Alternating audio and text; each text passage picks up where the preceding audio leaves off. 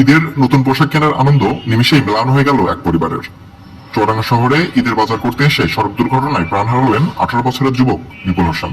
তার সঙ্গে থাকা বড় ভাই বিপ্লব হোসেন ও বন্ধু ওয়াসিম গুরুতর আহত হন। বুধবার সন্ধ্যায় চুয়াডাঙ্গা পৌর শহরের মুন্না মোড়ে এই দুর্ঘটনা ঘটে। ঈদের পোশাক কিনতে মোটরসাইকেলে সদর উপজেলার 6 মাইল থেকে চুয়াডাঙ্গা শহরে আসছিলেন বিপুল, বিপ্লব ও ওয়াসিম। প্রতিমধ্যে বিপরীত দিক থেকে আসা একটি ইজি বাইকের সঙ্গে তাদের মুখোমুখি সংঘর্ষ হয়। সংঘর্ষে 3 মোটরসাইকেল আরোহী ছিটকে পড়ে গুরুতর আহত হন। একই সঙ্গে ইজি বাইক চালক ও আরো 2 যাত্রী মারাত্মক জখম হন।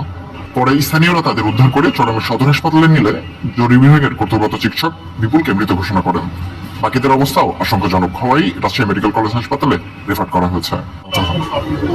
তো বিপ্লব, বিপুল, ওয়াসিম ওরা 3 জনা ইফতারি করার পরে নামাজ পড়ে ওরা শপিং করার জন্য চুয়াডাঙ্গার উদ্দেশ্যে মার্কেট করবে, এই জন্য বেড়াইছিল। আসে মুন্নামারে আপনার ইজি বাইকের সাথে অ্যাক্সিডেন্ট করে বিপুল এলো মারা গেছে। আর বিপ্লব আর বিপুল এলো ওয়াসিম রাজশাহী গেছে। বিপুল মারা গিয়েছে, ওয়াসিম আর বিপুল একদম অবস্থা বয়স 20-22 আর মারা গেছে 16-17। আমি বাজার বাড়ি আসছি, আইসা থেকে তো ওই অবস্থায় আমার একদম দান করিয়ে ভ্যানের দিকে দিয়েছে। কিভাবে গেছে এটাও আমি দেখি রকি। আমি পাইছি 2 জনা, 2 জনা নিয়ে আনি। মোট আহত কয়জন হয়েছে? আহত হয়েছে মোট আছে 5 জন।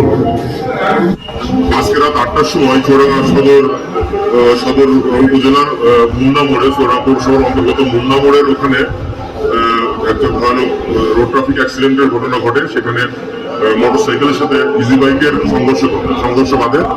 মোটরসাইকেল আরোহী ছিলেন 2 জন, ইজি বাইকে ছিলেন 3 জন, মোট 5 জন আমাদের হাসপাতালে মুমূর্ষু আসে। এর ভিতরে একজনকে আমরা মৃত অবস্থায় পাই, আর বাদ বাকি 4 জনের অবস্থা আশঙ্কাজনক। তাদেরকে প্রাথমিক চিকিৎসা শেষে তাদেরকে রাজশাহী মেডিকেল এবং কিছু ঢাকা মেডিকেলে রেফার করা হয়েছে।